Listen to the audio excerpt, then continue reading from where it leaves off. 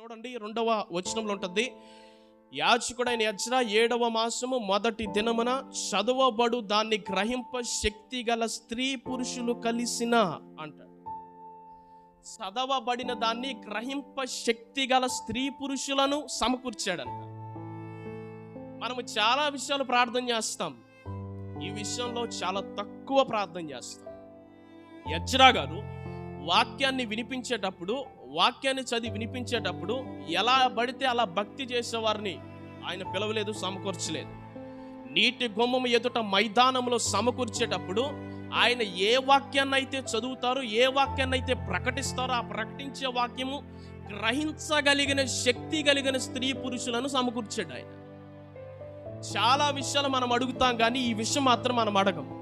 అయ్యా, నీ వాక్యాన్ని నేను వినబోతున్నాను, నీ మందిరానికి నేను వెళ్ళబోతున్నాను, నీ మందిరంలో నీ వాక్యాన్ని నేను వినబోతున్నాను. నాకు గ్రహింపు శక్తి లేదు నాయన, నాకు చదువు తక్కువ ఉంది నాయన, నాకు గ్రహించే శక్తి నాకు లేదు నాయన. ఒకవేళ నేను చదవరనైనా ఆ యొక్క వాక్యం అనేది ఆత్మ సంబంధమైంది కావున ఆత్మ సంబంధమైన దాన్ని గ్రహించే శక్తి నాకు లేదు నాయన, నాకు సహాయం చేయండి నాయన అని అడగగలిగిన వారు, ప్రార్థన చేయగలిగిన వారు ఎంతమంది ఉన్నారు?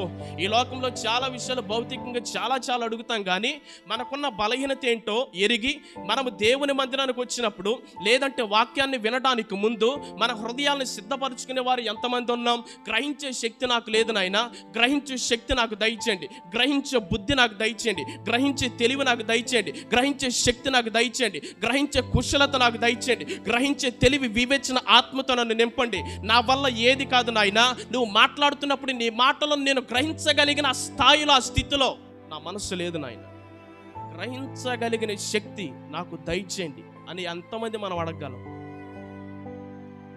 కొన్నిసార్లు మాత్రం వాక్యాన్ని చెప్పడానికి ముందు ప్రార్థించండి అన్నప్పుడు అక్కడక్కడ కొంతమంది కనిపిస్తారు. అయ్యా, గ్రహించుకునే శక్తిని మాకు దయచేయండి ఆయన.